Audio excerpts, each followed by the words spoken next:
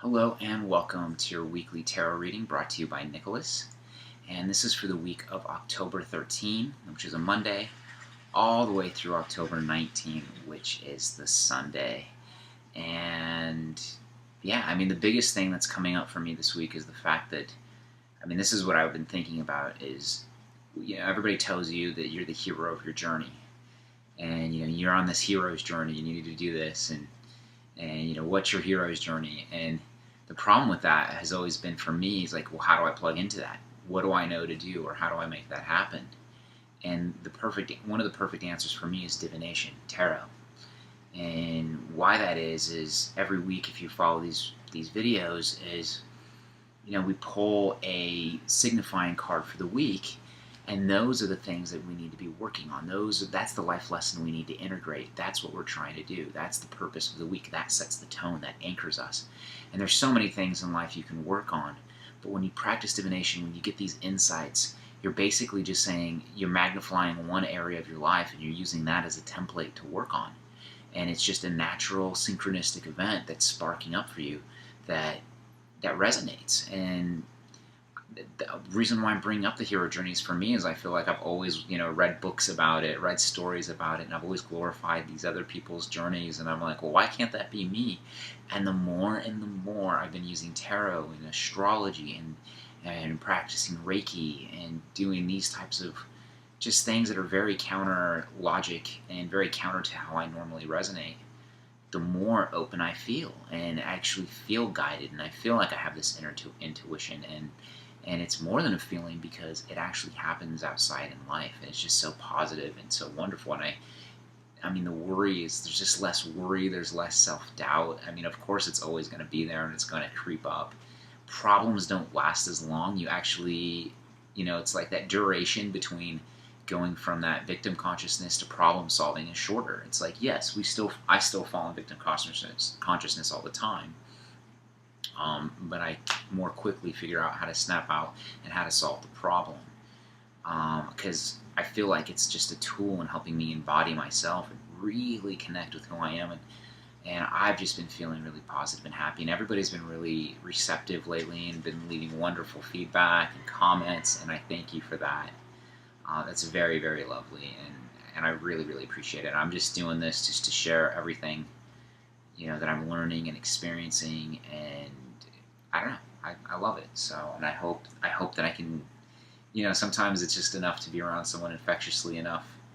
It's, I just hope that it comes through in the video, and you're moved to do something too. So, today I'm just looking at this like the hero's journey. The cards are helping us through it, and if you watch these videos, what I do is I pull from the major arcana from the Rider-Waite deck.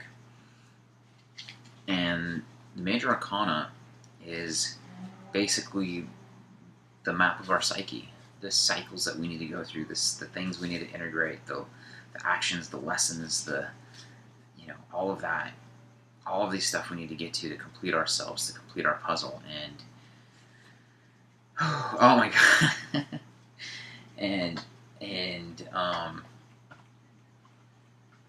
and so it's basically going to focus for our week.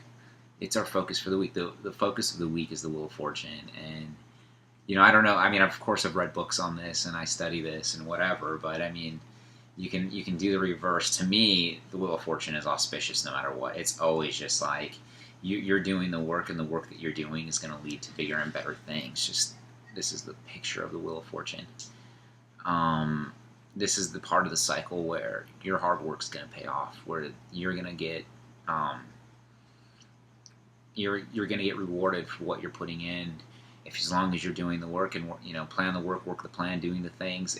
This is just a time where everything's going to just come out and manifest right. So the focus on this week is just staying positive and just keep doing what you're doing, and don't get lazy. But once again, just kind of like the Star week. The Star is a very passive energy, and you got to rest gently. Last week we had the Star.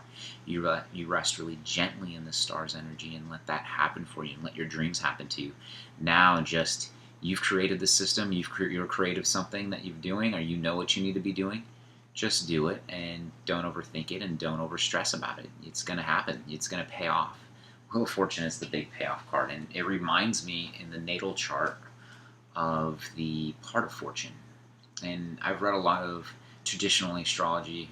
Well, I haven't read a lot. I've read, there's one book on traditional astrology by Benjamin Dykes that describes the parts and the different lots, and they're just calculations that synthesize different planetary positions, and then they create this abstract part of the chart. And the part of fortune, when it comes around, when planets come to the sign of the part of fortune, actually, is when this sudden event will happen. And if you've done something good or worthy of having that event help you manifest in a positive way, then it'll pay off good. If you've done something maybe on the lower side, then it'll manifest in a negative way. So you've just got to really pay attention to your part of fortune, what you're manifesting and trying to do. And the wheel of fortune, though, to me, I'm sorry, I'm just going to be hokey. Like, this is just like, this is like a 10 of cups or something. Everything's integrated, everything's working right. Something's going to pay off. So I really wonder what your week's going to be like and how it's going to pay off for you. I'm wondering how it's going to pay off for me. It's kind of a very, very exciting card to pull. And enough of the signifying cards. So, if anybody wants to check in with me, anybody wants to send any comments and let me know how their week's going, I'd love to hear from you. I'm going to do the Zen Osho Tarot deck as I always do. And I always pull these extemporaneously. I don't ever pre-pull unless I've messed up on a recording or the technology messed up and I had to re-record. Then I'll sometimes have cards pulled beforehand, but that's due to technical difficulties. But, so this is our emotional guidance system for the week. These are the cards of the day that how you're going to resonate emotionally and how you're going to feel and what's going to be around you emotionally. And so for Monday, make sure that I have my calendar out so I can do this right for you all. Monday, the October 13th. This is the Two of Rainbows. This is a Two of Earth. And as you can see, this person's balancing and juggling many things and has to stay very in the moment.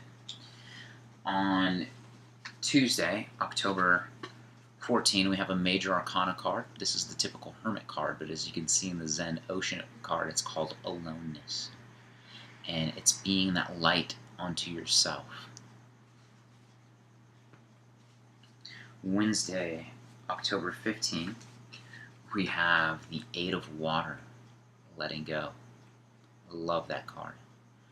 It's just that gentle release, that drop, coming in and going into the rest of the world. Oh, I love that. It's that integration where you realize that you're part of the whole and you have to make that scary leap from that leaf into that vast pond and become integrated with everything else. Thursdays, October 16th, another water card. This is tuning out to be a very watery, intuitive couple days right here. This is going with the flow. This is the Ace of Water in the Zen Osho Tarot deck, which would be the Ace of Cups in other decks. Friday, October 17th. Oh, we pull this nearly every week, don't we? The Creator, the King of Fire. We're building something with our inner power, and you have this potential, you have this fire, and you can always use fire to do damage, but this man is so concentrated, this woman, whatever you want to think of, it's, he, she, it doesn't matter. We're masters of this energy, and we know how to use fire for creative, beneficial potential, to heat an apartment, to giving power to our devices, to healing.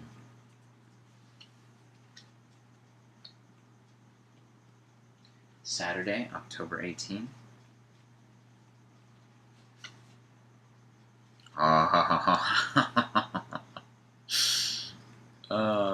This is 16. It's the Tower. Sorry, it's like an inside thing because this week for me, I'm recording this here on October 11 because I'm recording this on a Saturday, and I was trying to avoid the void of course moon for making these videos, and the last, I've gotten the Tower nearly everything. Somebody told me that my background looked like a tower as feedback, which was positive and great, which is interesting because my wife significant other had a dream about the Tower and was asking me about the Tower card. I wrote about the Tower card the week before because I was showing that transition from the Tower to the Star. If you read my blog, there's a blog on the Star. And then the Tower card came up in my Thoth reading. I do a card of the day for myself, just my own personal card, and it was the Tower. And we just got one here on Saturday, October 18. So some major transformation. I feel called to say, like, I'm getting this Tower energy, and I don't see anything super bad happening. And if it is perceived as bad, you really have to change your mind and realize that it's for the good. If a structure is happening to you and it's destroying and it seems painful, it's really, really for your good. And that's what the tarot cards have to remind you. You just need to know that. It's not a hope. It is good for you.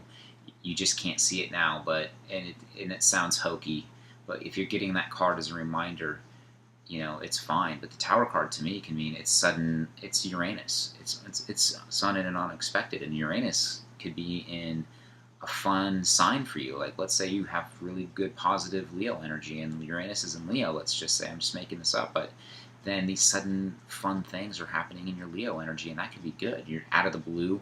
You're invited to a raging party. Out of the blue. I mean, that's a Leo theme. Something fun and adventurous. Something like that. So, out of the blue, you're at a concert, you meet the girl that you want. I don't know.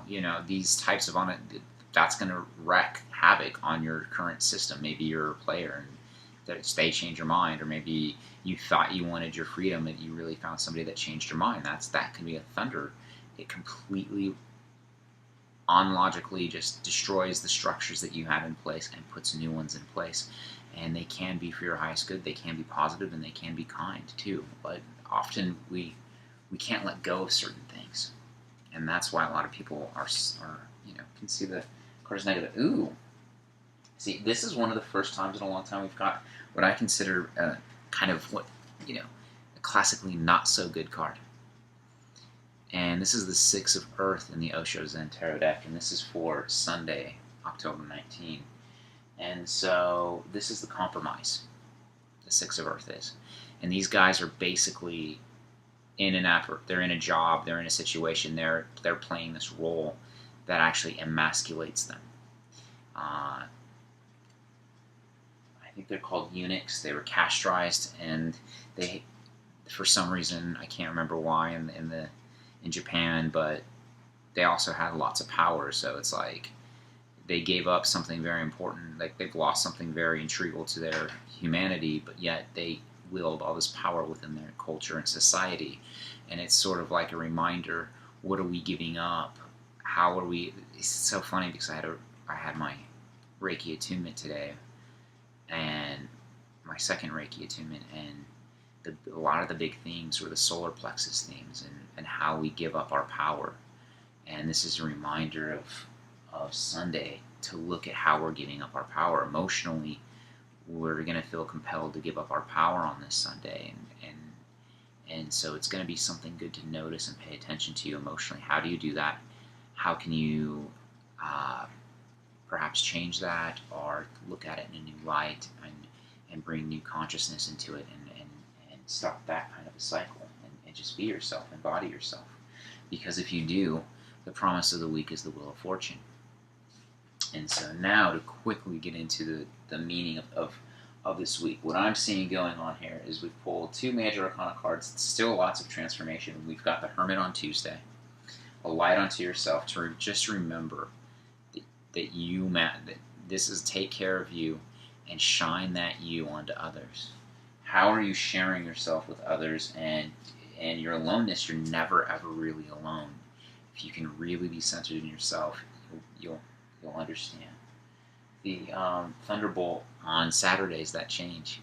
So the intuition I'm getting is we have this major transformation, this major realization, and we're giving up something on come Sunday. We're going to be emotionally compelled to want to give it up, or don't.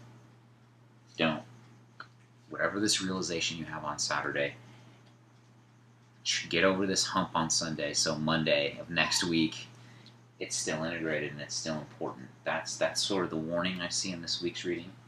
And then in the middle of the week, Monday, Tuesday, Wednesday, Thursday, Wednesday, the 15th, we're going into that letting go, not fearing. And then you go into the Ace of Water, go with the flow. This is just chill out, be even keel with emotionally. You know, I was just thinking about this today. It's like how little I sometimes go with the flow because I have this thought process that's blocking the flow. And there's just certain things that you just have to just give into, you have to relax into, and they may not be part of your accepted precepts or your accepted plan. You got to just realize, okay, the plan's not working out. How can I flow today?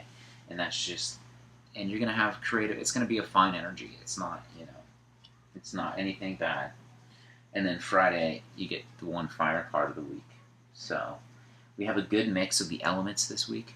We have a good mix of major and minor arcana. We have a good mix of whatever. It's just sort of like stepping through these individual day energies. Just remember to be present on Monday. So that is my reading for the week. If you have any questions, comments, if you'd like to share how any of this stuff, I feel like this is a great way of making a map for the journey. I show you each card of the day. I give you a quick definition, then I give you kind of a high-level meaning. You're going to want to start Monday off really able to balance and juggle things. Tuesday, you cannot doubt yourself. Wednesday and Thursday, we're getting into that emotional, intuitive side to trust those things, let go, be very flowy, be very conscious when you're working with people and how you're talking to them, and remember to come from the heart and be, and that let that instinct kind of run for those 2 days. Come Friday, you have this creative power that you want to hone, because and then Saturday, that's going to lead into that sudden insight, and then Sunday, you're going to want to forget that insight, or somehow you're going to want to go for the power, go for the goal that's not really your goal, and you just need to get over that hump. Remember that insight from Saturday and see what happens on Monday. So I hope this reading was helpful. My name is Nicholas, and thank you so much for watching.